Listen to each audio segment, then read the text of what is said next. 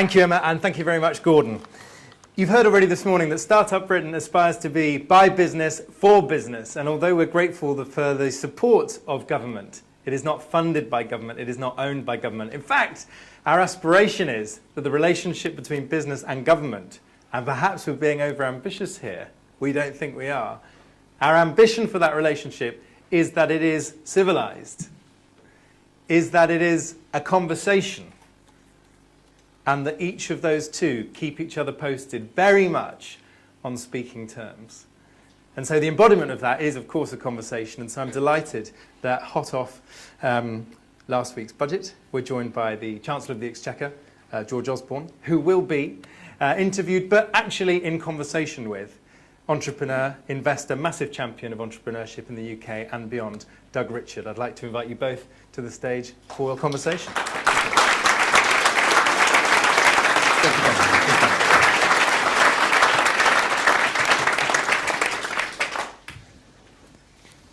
Well, there you go. We're on the hot seat, Chancellor. Or to be more precise, you are. Well, we'll see. Yeah, fair enough. So let me try to set some context. We have 60 corporate brands behind us, all of whom have kicked in large or small, to help entrepreneurs and small businesses. If we were to pretend for the moment that the Treasury was just one more modest, large business in this country, maybe you could highlight for us to start the three things that you did in the budget that focus on what we care about, entrepreneurship and startups. Well, entrepreneurship was, I hope people saw, a big part of the budget. It's not what grabbed the front page of the newspapers the next day or the top of the evening news bulletins, but it was, for us, an absolutely key part of what we were doing. And if you wanted to pick three prominent measures that would help the kind of people who are in this room, I thought, first of all, doubling entrepreneurs' relief. So that's the 10% rate for the first £10 million of lifetime gains, was obviously a measure targeted at the entrepreneurial community. Second, the expansion of the enterprise investment scheme. This is, again, a scheme not that widely understood, but very well used and a scheme that works. And I wanted to, instead of coming up with a brand new scheme, I thought let's go with something that's working. The EIS scheme is working. As I say, it doesn't get front page news, but I think it is a success story out there, and we've expanded the tax relief from the next month, and also from a year's time we'll expand the amount of money that people can put in, the size of companies that are eligible, and so on. Just we have to pass the legislation to make that happen. I guess a third, you asked for three. The R&D tax credit for small firms will be of use to a lot of people in this room, and that's gone up from 175% tax relief to 200% tax relief from April, and then 225% tax relief from the following April. So there are three. Well, it doesn't make front page release. You're right, the EIS. But there's a small community of us who are angel investors, and I know for a fact that angel investors in the UK are driven by EIS and its activity. And its very existence changes the risk-reward ratio of investing in a very early stage startup. And so when you look at the types of things that you have pinpointed, and if you pretend that a company life cycle is being hit at different points, and we're trying to encourage that, the entrepreneur's relief is improving the goal. Yes. We're making it. We're saying, look how much more you can get, and how much, well, to be more precise, how much more you can keep. Yeah. The R&D tax credit is particularly important, as you and I both know, because it hits the science companies, the companies that are doing heavy lifting in innovative activities, but it is a form of development capital. It's a relief for a company at an early stage, but it has to be in a position where it's doing R&D, it's got to have staff, it's got to be doing stuff to get relief. Both good things. And obviously you help the angels, which is makes me happy, because that's what I do. But there remains a sort of a challenge even earlier, and that is at seed stage, where I personally believe, and a lot of us believe, is probably the largest thing holding back what Emma would call the volume of startups, those entrepreneurs who she claims are afraid, but I would assert are rationally afraid, that it isn't easy to get your first 10,000. It's not easy to get your first 20. Your thoughts there? Well, no, I think you're right, and I think you do have to look at different stages of the investment cycle and see, what you can do to help as a government.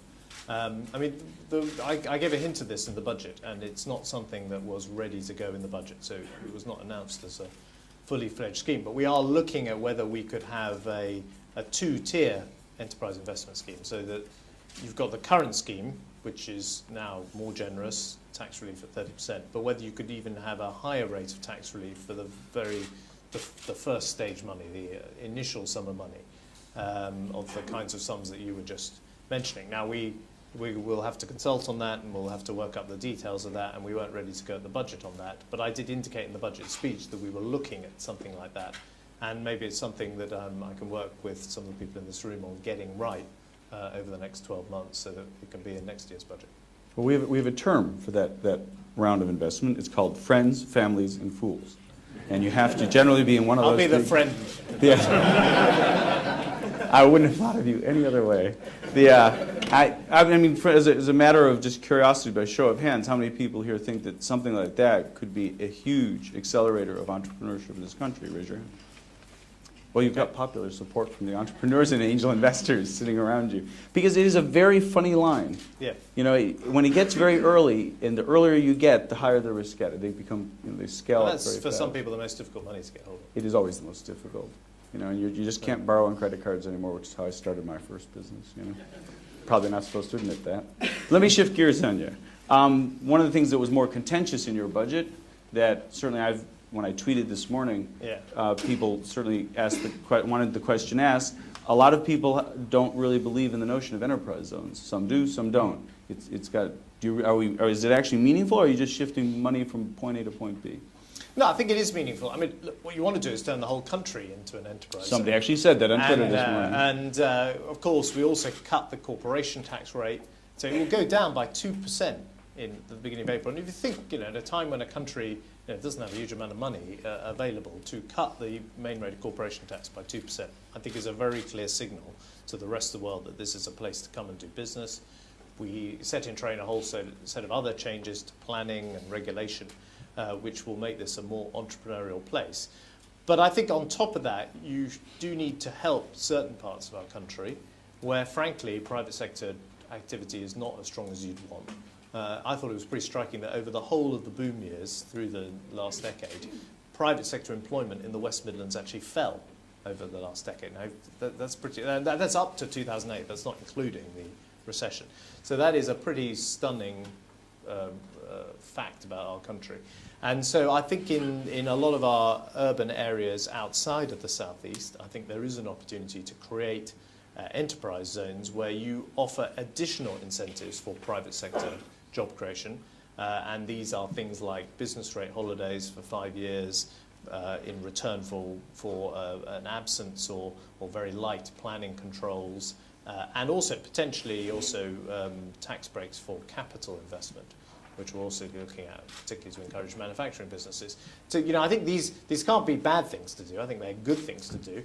I think do we want the rest of the country to be more entrepreneurial as well? Yes. But I think in some of our big urban areas, I think they will help. What we've done is we announced 10 zones, 10 cities, which were basically our largest areas in England. Which in Scotland and Wales, these are devolved policies. But the 10 largest urban areas in England, we're now out inviting other areas to apply for the next 10 zones. And we also, the Mayor of London got his own zone, and he announced as one. he would. He was very persuasive, and I think he's announced one for the next bit of the Docklands, the docks beyond the Canary Wharf. I'm going to keep on running through things that people keep on bugging me about, because the number one thing when I teach at school for startups to establish small businesses is, and I say, what's your relationship with government? And they say, it's a windfall of paperwork. Yeah. It is a regulation cascade. So you announced sort of a moratorium on the doing more damage to small business system. Some of us would take the view that that's just not enough. Yeah. Thoughts? Yeah, I agree that we need to do more. Look, first of all, we've got a moratorium, and government is an enormous organisation, and there are many different parts of it, as you well know. And just to say stop is in itself something of an achievement. So with Vince, we've announced that moratorium, but we also want to find areas where we can actually roll back government regulation, and we did announce some specific ideas in the budget and in the growth review, which Vince and I worked on for the budget. But yes, I think that point you make, Doug, about the initial paperwork you get from the inland revenue, which I'm also responsible for as Chancellor. That's one of the biggest causes of initial paperwork. And from all the different agencies of government, some of which aren't, don't have their headquarters in the middle of Whitehall, but nevertheless are very intrusive. Health and Safety Inspectorate, some of the food standards regulation. Of course, we want safe food, but we also want food shops, and sometimes the Food Standards Agency needs to make it easier for people to establish food shops. So there are a whole set of things that. The first thing that happens to you when you create a business should not be a wall of paperwork from government. And we've set a very specific ambition that Britain should be the best place in Europe. I mean, let's start with Europe and expand our ambitions. But the best place in Europe to start a business. And there are ways of measuring this. There are metrics, there are international league tables and the like. And we very clearly put our reputation on the line to say we want to achieve that goal. So before we get off that topic, because first of all, I think it's a great ambition. And I think, beating the rest of Europe is a reasonable and modest accomplishment.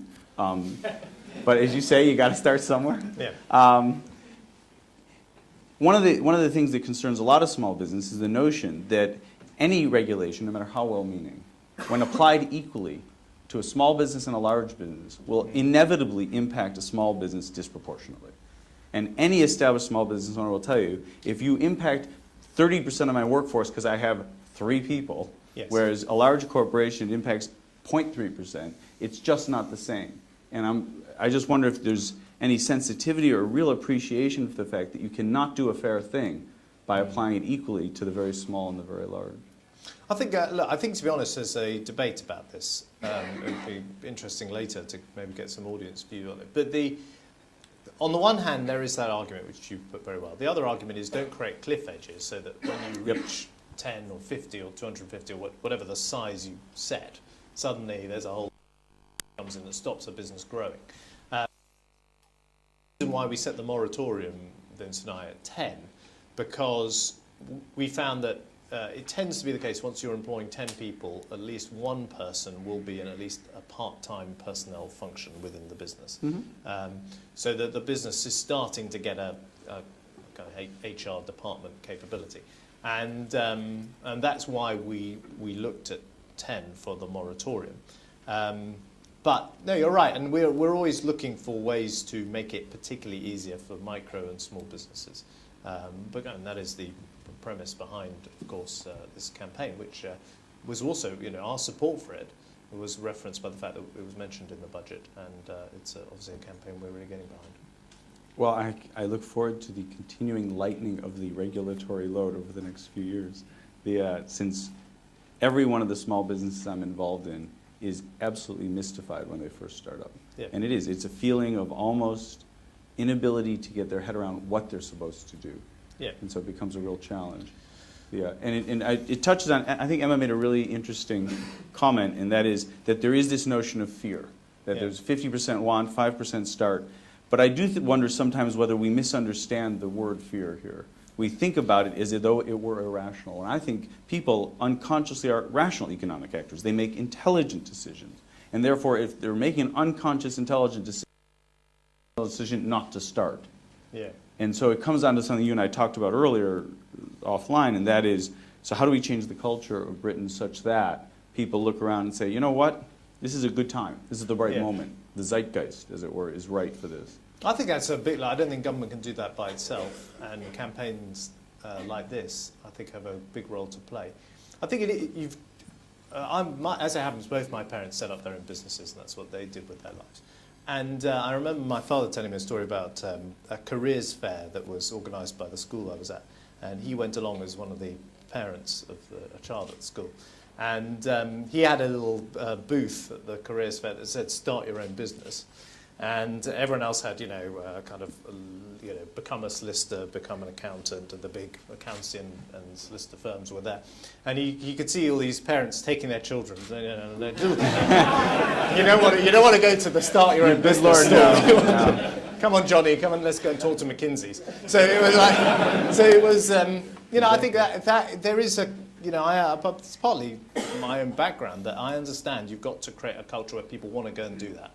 And it is it's not just government. Obviously, government in a budget can create, you know, do certain tax breaks and make changes to regulations that help. But we've got to get a culture going. Well, it's already there, but grow the culture in our country that says, why not take a risk, start out on your own, you're going to get help, but yeah, you are taking a step into the unknown, but the rewards are great. And you know, I think working for yourself and all the rewards that brings in all sorts of ways, not just financial, is a fantastic thing. And we've got to try and get that, get the zeitgeist going. I think on that zeitgeist, I think I'm being signaled that we have to wind down. So I'd like to thank you very much for coming today, and thank you for joining us at Startup Britain. A round of applause for the Chancellor. Thank you, George.